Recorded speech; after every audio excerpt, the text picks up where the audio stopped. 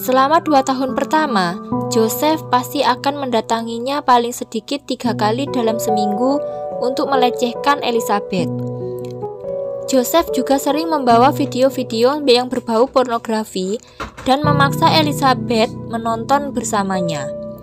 Kemudian, adegan tersebut akan langsung diperagakan olehnya. Hai semuanya, kembali lagi ya di Cermin atau cerita-cerita menyeramkan yang ada di internet. Sebelum ke ceritanya, ada baiknya teman-teman subscribe terlebih dahulu untuk berlangganan.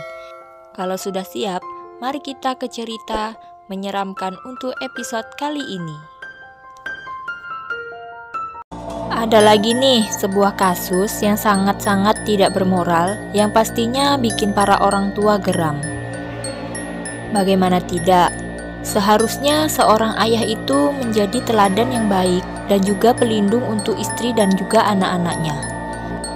Tapi pada kasus ini justru seorang ayah menjadi penjahat dan bahkan tega melakukan perbuatan tak bermoral kepada anaknya selama puluhan tahun. Cerita ini berawal dari kedatangan seorang pasien yang merupakan seorang anak perempuan di rumah sakit. Anak tersebut bernama Kerstin. Seperti biasa, perawat rumah sakit pun dengan sigap melayani pasien. Semula, semua tampak biasa saja, layaknya tim medis yang sedang menangani pasiennya. Sampai admin rumah sakit memeriksa data pribadinya untuk keperluan administrasi.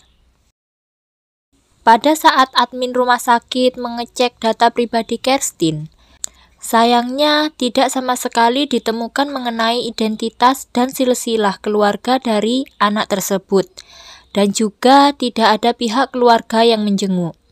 Tidak hanya itu, 1 minggu kemudian, pihak rumah sakit dibuat terkejut dengan kedatangan seorang wanita yang mengaku ibu dari anak tersebut. Hal ini membuat pihak rumah sakit menaruh kecurigaan kepada ibu dan anak ini. Akhirnya, pihak rumah sakit pun langsung melaporkan hal tersebut kepada pihak kepolisian. Polisi pun kemudian datang dan langsung menahan ibu dari Kerstin untuk dimintai keterangan terkait identitas dari Kerstin dan dirinya. Berdasarkan keterangan dari ibu Kerstin, maka terungkaplah siapa sebenarnya dirinya dan Kerstin, serta keterkaitannya dengan kasus orang hilang 24 tahun lalu. Oleh karena itu, polisi pun kemudian membuka kembali kasus tersebut.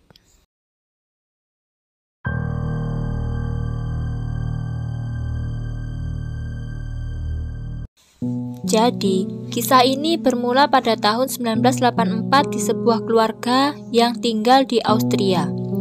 Keluarga tersebut adalah keluarga Fritz, yang terdiri dari ayah, Joseph Fritz, ibu, Rosemary Fritz, serta 7 anaknya. Joseph Fritz lahir pada 9 April 1935 di Amstetten, Austria. Dia menikah pada usia 21 dengan Rosemary yang berusia 17 tahun. Pasangan itu memiliki 3 putra dan 4 putri termasuk salah satu anak perempuannya yang bernama Elizabeth Fritz. Mereka tergolong keluarga yang harmonis dan sangat jarang terjadi konflik di keluarga mereka. Joseph dan istrinya pun turut membesarkan anak-anak mereka dengan penuh kasih sayang, hingga anak-anak mereka pun beranjak tumbuh dewasa. Elizabeth Fritz yang saat itu berusia 18 tahun tumbuh menjadi gadis dewasa yang cantik, berambut panjang, bergelombang, dan berwarna pirang, serta memiliki kulit yang putih. Elizabeth merupakan anak yang baik, rajin, dan tak jarang pekerjaan rumah dia sendiri yang membereskan. Hingga suatu ketika di tanggal 28 Agustus 1984, Elizabeth sedang santai di ruang keluarga. Tiba-tiba terdengar suara seseorang yang memanggilnya. Orang tersebut tak lain adalah ayahnya Elizabeth, yaitu Joseph, yang sedang memerlukan bantuan. Dengan segera, Elizabeth pun mendatangi ayahnya. Elizabeth pun melihat sang ayah sedang berada di basement rumah mereka. Joseph meminta anaknya Elizabeth untuk ikut ke ruang bawah tanah rumah dengan permintaan membawakan sebuah pintu. Sebab saat itu, dia sedang memasang kembali pintu ke ruang bawah tanah yang baru direnovasi dan membutuhkan bantuan untuk membawanya. Setelah Elizabeth menahan pintu di tempatnya, sementara Fritz memasang pintu ke kusennya. Tanpa sepengetahuan Elizabeth, Joseph sedang memegang handuk yang sudah dicampur dengan obat bius. Yang tak lama, handuk tersebut pun dibekapkan ke wajah Elizabeth sampai dia tak sadarkan diri. Dirasa Elizabeth sudah pingsan karena efek dari obat bius, Joseph pun kemudian membawa Elizabeth dan mengurungnya ke dalam kamar yang ada di ruangan bawah tanah yang baru ia bangun. Di dalam ruangan bawah tanah itu, Joseph melakukan aksi bejatnya yang sangat tak bermoral. Dia dengan sadar melakukan pelecehan kepada anaknya sendiri. Ini bukan pertama kalinya Joseph melakukan pelecehan kepada Elizabeth. Kelakuan bejat tersebut sudah dilakukannya semenjak Elizabeth berusia 11 tahun. Joseph melecehkan Elizabeth di saat istrinya sedang tidak berada di rumah. Setelah 7 tahun Joseph melecehkan Elizabeth, dia pun seakan kecanduan melakukan pelecehan tersebut terhadap anaknya. Ia pun terobsesi dengan anaknya sendiri. Joseph kemudian berencana untuk membuat skenario penculikan. Joseph juga membangun ruangan di dalam basement rumahnya yang akan digunakannya untuk menyekap Elizabeth. Selain itu, dia lakukan dengan tujuan yang tak lain adalah agar Joseph bisa dengan leluasa menyalurkan hasrat bejatnya kepada anaknya sendiri, Elizabeth. Sementara itu, Joseph pun bersandiwara seolah-olah Elizabeth hilang secara tiba-tiba. Sang ibu, Rosemary pun panik mendengar hal itu. Ia pun segera melaporkan ke kepolisian. Akan tetapi, selama berminggu-minggu, proses pencarian pun tak membuahkan hasil. Keluarga pun diminta untuk menerima semua kemungkinan buruk yang terjadi pada Elizabeth. Lalu, suatu ketika datanglah sepucuk surat yang dibuat oleh Elizabeth yang menyatakan bahwa dia dengan sengaja pergi meninggalkan keluarganya karena sudah merasa lelah dan bosan hidup bersama. Saat polisi datang ke rumahnya untuk menanyakan perihal kemungkinan keberadaan Elizabeth, Joseph lalu mengatakan bahwa dia tidak tahu apa-apa selain perkumpulan sekte yang pernah Elizabeth ceritakan. Dia bahkan berdalih kemungkinan Elizabeth pergi mengikuti sekte tersebut. Padahal, Joseph tahu betul bahwa saat ini Elizabeth tepat berada 6 meter di bawah kaki polisi. Sudah sekian lama polisi menyelidiki jejak hilangnya Elizabeth berdasarkan keterangan dari Joseph. Meskipun selama penyelidikan, Joseph selalu memberikan informasi palsu dan menutupi kejadian yang sebenarnya. Hingga akhirnya, penyelidikan polisi menemukan jalan buntu dan kasus hilangnya Elizabeth pun terlupakan.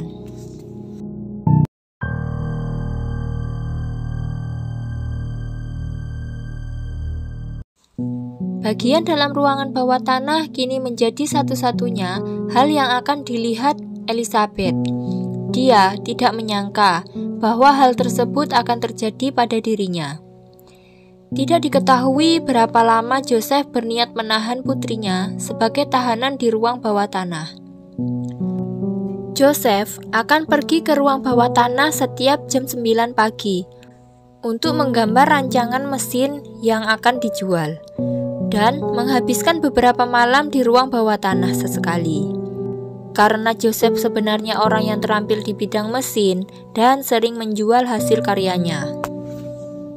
Tetapi, istrinya tidak akan khawatir apabila Joseph berlama-lama di ruang bawah tanah. Lagi pula, bagi mereka, Dia adalah pria pekerja keras dan sepenuhnya mendedikasikan diri untuk karirnya. Jadi sebuah hal yang wajar apabila Joseph sering menghabiskan waktu di basement. Tidak demikian dengan Elizabeth. Sementara bagi Elizabeth, ayahnya adalah seorang monster. Selama 2 tahun pertama, Joseph pasti akan mendatanginya paling sedikit 3 kali dalam seminggu untuk melecehkan Elizabeth. Dan di tahun-tahun selanjutnya, Joseph rutin mendatanginya untuk melancarkan aksi bejatnya. Bahkan, Joseph sering menghabiskan malam di ruang bawah tanah dan yang pastinya tanpa rasa curiga dari sang istri. Joseph juga sering membawa video-video yang berbau pornografi dan memaksa Elizabeth menonton bersamanya. Kemudian, adegan tersebut akan langsung diperagakan olehnya. Hampir setiap hari, hal tersebut berulang-ulang mereka lakukan. Akibat dari perbuatannya, setelah 2 tahun dalam penjara ciptaan sang ayah, Elizabeth pun kemudian hamil. Namun, ia mengalami keguguran saat usia kehamilannya baru 10 minggu. 2 tahun kemudian, Elizabeth kembali hamil dan melahirkan anak pertamanya. Kerstin, putri pertamanya, lahir pada tahun 1988, disusul oleh Stefan, anak kedua, yang lahir 2 tahun kemudian. Keduanya tinggal bersama dengan Elizabeth di ruang bawah tanah. Mereka juga selalu rutin mendapatkan pasokan makanan dan minuman setiap minggunya dari Joseph. Elizabeth pun kini berupaya sekuat tenaga memberikan kehidupan paling normal kepada anak-anaknya dalam situasi yang mengerikan tersebut. Dia juga mengajarkan apapun kepada anak-anaknya apa yang dia ketahui. Penjara yang diciptakan Joseph sebenarnya tidak terlalu buruk. Di dalam ruang bawah tanah itu memiliki beberapa ruangan yang terdiri dari 2 kamar tidur, sebuah kamar mandi, sebuah ruang makan, dan juga ruang isolasi kedap suara. Serta fasilitas untuk kebutuhan Elizabeth dan anak-anaknya juga sudah disiapkan oleh Joseph. Meskipun begitu, tetap saja penjara adalah penjara. Tidak ada kebebasan di dalamnya. Hanya dinding dan langit-langit basementlah satu-satunya pemandangan yang bisa dilihat. Mereka tidak bisa kabur, karena Joseph mengancam apabila mereka nekat berusaha kabur, maka ruangan itu akan digas dan mereka akan terkena sengatan listrik dan mati jika mereka mencoba memegang pintu ruang bawah tanah. Mereka pun hanya bisa pasrah menerima kenyataan terkurung dalam ruang bawah tanah. Selanjutnya, setelah bertahun-tahun kemudian akibat dari pelecehan seksual yang terus-menerus dilakukan oleh Joseph, Elizabeth kembali melahirkan 5 anak lagi. Akan tetapi, salah satu anaknya ada yang meninggal dunia sesaat setelah Elizabeth melahirkannya. Di sini, Joseph melakukan hal kejam kepada bayi malang tersebut. Joseph membakar bayi itu di dalam tungku perapian rumahnya untuk menghilangkan jejak. Menurut Joseph, tidak mungkin untuk melakukan pemakaman yang layak karena akan membongkar semua kebusukannya. Dengan begitu, hubungan Joseph dan Elizabeth telah menghasilkan 7 orang anak. Joseph pun menjadi ayah sekaligus kakek dari anak-anak tersebut. 3 anak di antaranya kemudian dibawa Joseph ke atas untuk dirawatnya. Kali ini, Joseph kembali membuat sandiwara agar istrinya tidak curiga perihal anak-anak tersebut. Joseph dengan hati-hati membungkus bayinya dan menaruhnya ke dalam semak-semak di dekat rumahnya. Tak lupa pula, ia menyisipkan sepucuk surat yang seolah-olah dari keluarga bayi yang tidak mampu membiayai dan berharap anaknya dapat diadopsi. Untuk kesekian kalinya, sandiwara yang dilancarkan Joseph pun berjalan dengan mulus tanpa kecurigaan dari sang istri.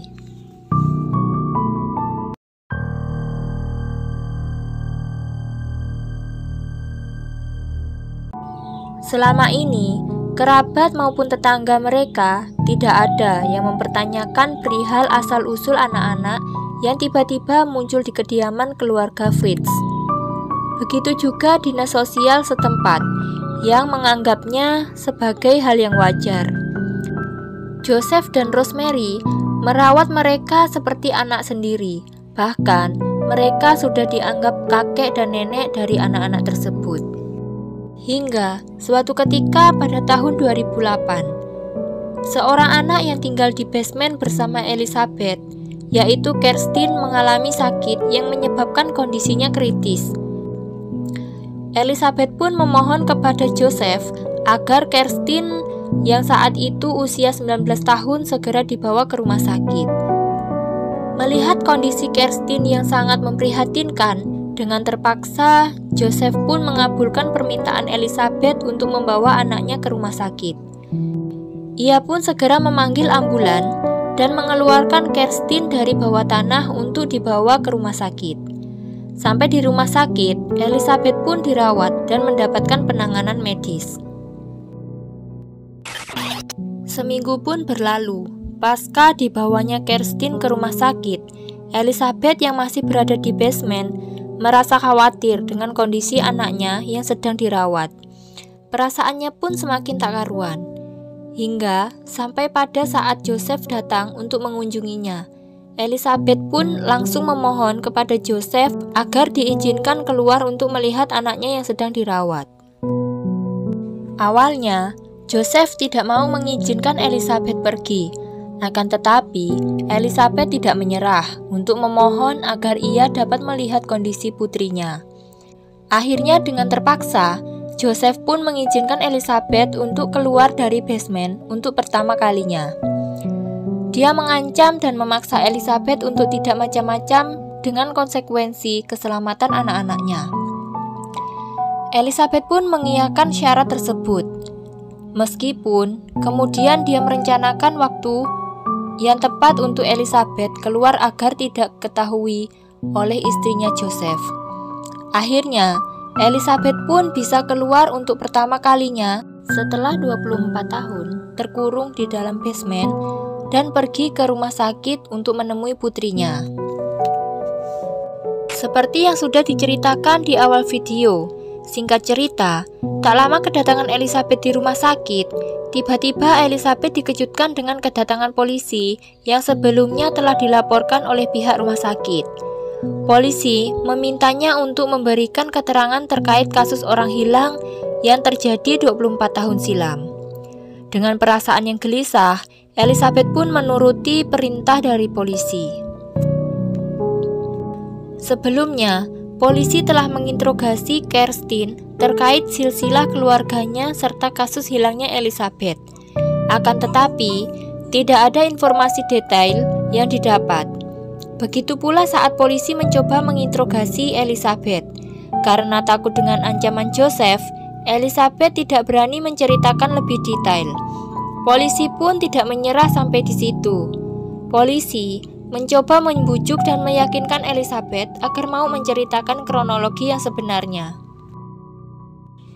Elizabeth meminta kepada polisi untuk berjanji bahwa dia tidak akan pernah melihat ayahnya lagi serta menjamin keselamatan dia dan anaknya apabila ia menceritakan kejadian yang sebenarnya. Polisi pun mengabulkan permintaan Elizabeth. Selama 2 jam berikutnya, dia menceritakan kisahnya disekap selama 24 tahun hingga memiliki 7 anak di penangkaran yang diciptakan Joseph. Setelah petugas polisi menyelesaikan wawancara, Joseph Fritz yang usia 73 tahun ditangkap pada 26 April 2008 karena dicurigai melakukan kejahatan serius terhadap anggota keluarga. Dia kemudian memberitahu penyelidik cara memasuki ruang bawah tanah melalui pintu kecil yang tersembunyi, yang dibuka dengan kode masuk rahasia tanpa kunci. Sementara istrinya, Rosemary Fritz, tidak tahu apa-apa tentang peristiwa yang terjadi tepat di bawah kakinya. karena dia sama sekali tidak mengetahui ruangan lain yang ada di basement rumahnya. Dia tidak menyangka bahwa anaknya yang selama ini dianggap hilang ternyata dipenjara oleh suaminya sendiri. Joseph pun kemudian diadili di pengadilan kota Austria di St. Pölten.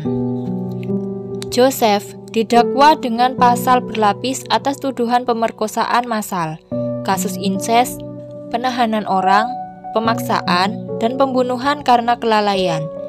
Joseph pun akhirnya dijatuhi hukuman penjara seumur hidup. Kisah Elisabeth Fritz yang penuh tragedi akhirnya mendapatkan keadilan. Elisabeth pun akhirnya mendapatkan kembali kehidupannya yang normal di akhir tahun 2008 setelah ia dan anak-anaknya dirasa cukup pulih. Mereka tinggal di sebuah desa yang dirahasiakan namanya di Austria.